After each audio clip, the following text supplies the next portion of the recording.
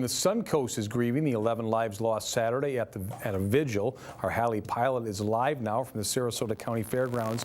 And Hallie, you have some guests. Thanks, Grant. I'm here with Rabbi Brenner Glickman of Temple Emmanuel and Reverend Glenn Bell, the senior pastor at First Presbyterian Church. Thank you both so much for joining me. So Saturday, when this news came out that there was a shooting, what was going through both of your minds, if you could try and articulate it?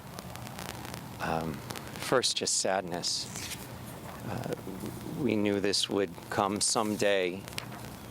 There's been a rise in anti-Semitism in America, incidents over the last 2 years, and with the accessibility of guns and the fervor of hatred, we knew it was going to happen, and when it did, it just hurt.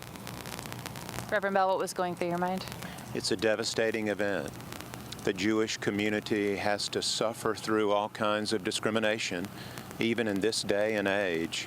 And as Brenner said so well, there's been an increase of 57% of incidents of violence, according to the Anti-Defamation League, in the United States just in the last year.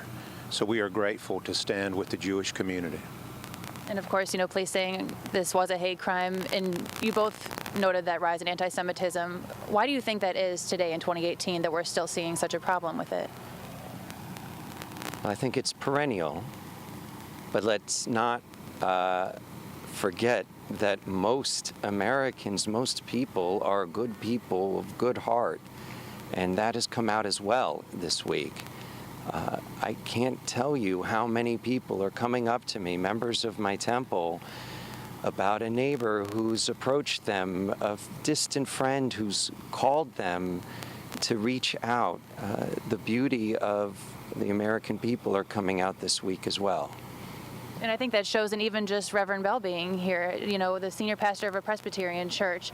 What does it mean to you to be here to support the Jewish community tonight? It's an opportunity for us to say we are one community together, that we are one people, and that we are not going to allow this age in which we demonize the other, in which political rhetoric grows hotter and hotter, to define who we are. As Brenner said so well, we are better than that, and the American people care for one another deeply, and we're grateful to be a very small part of that. And we were chatting a couple minutes ago before going live. How do each of you, as congregation leaders who, a lot of people on the Suncoast see you both as a voice of reason and a voice of comfort, guidance, what do you say to your congregations after something like this? Well, first, people are scared. We look at the congregation in Pittsburgh, and it's just like us. The names are names of our friends and people we know. It's just, it makes you feel if it happened there, it can happen everywhere. And but also that we need to get together and do something about this. Whether that means doubling down on coming to temple, doesn't matter that we're scared. We are going to carry on, and maybe even in memory of those who were just gentle worshipers, faith in God, good people, we can do the same. And I like that message that despite all the, the hate we saw this weekend, there is so much good in the world still. Is that something that you have been kind of saying as well? Yes. The Hebrew Scriptures are clear. We're invited to love one another, to love our neighbors. It's the core of our mutual traditions, and that's something we're seeking to incarnate tonight by being here.